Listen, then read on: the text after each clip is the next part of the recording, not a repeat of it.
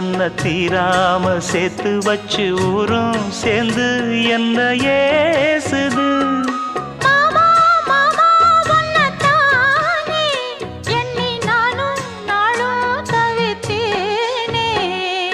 கூண்டுக்குள்ள என்ன வச்சு கூடி நின்ன ஊரை விட்டு கூண்டுக்குள்ள போனதென்ன கோலக்கிளியே.